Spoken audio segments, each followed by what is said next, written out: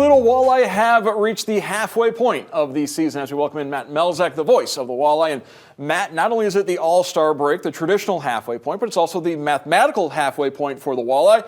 36 games in through the 72-game season. It says something about the high standards of this franchise, that third place, they're not quite where they have reached the expectations.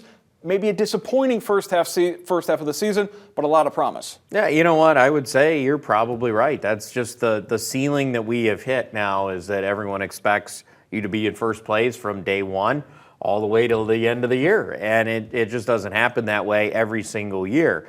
Now, granted, that said, team is playing better. I think there's a lot of, as you steal your word, promise that is going forward with the Toledo Walleye, and a lot of it has to stem with the fact that they're finding that offensive surge again, and defensively, they're getting better. I mean, I know we had the Fort Wayne game where they gave up 7 this week, but when you shut down Cincinnati a couple times, allowed just 3 goals in 2 games this past week, and go up to Kalamazoo and held them to 2, with one of them being late when you basically had the game won anyway, I'd say that's a heck of a week.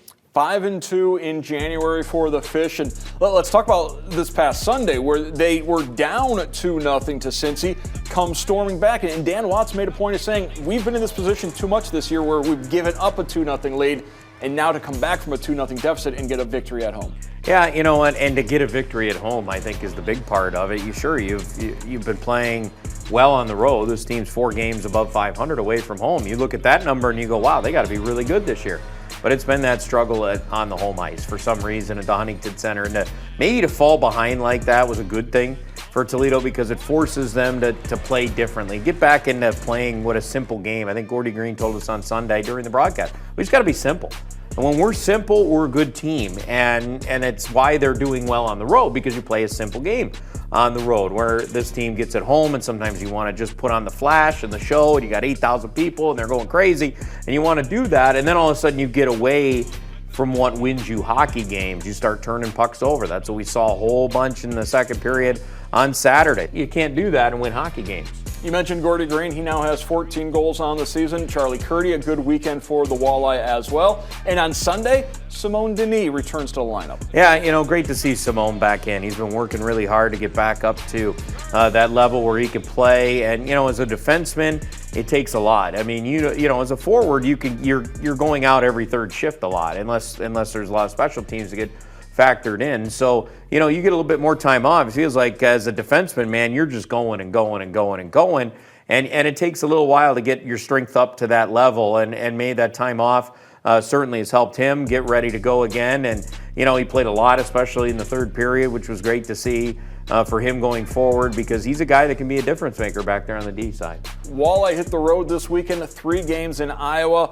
The Heartlanders are in last place in the Central, but they're not bad at home. No, they are not. Actually, they're above 500 at home. They're 7-4-3, I believe, on their home ice. So just off the top of my head, I think they're a good team at home. They're tough to beat in their building. Indy found that out as the top team in our division just a little less than a week ago. So they're finding these things out. It's not going to be an easy trip there to go to Iowa. Even though Toledo had some success against the Heartlanders last year at 6-1-2, that doesn't mean anything now, because it's a whole new season. It's a different Iowa team. It's a different Toledo team. Completely, 100%. But you know what? It's one of those trips where, you're looking at the standings. You want to go there, perform well, get a couple of wins. You're playing 3 straight games, Friday, Saturday, and Sunday.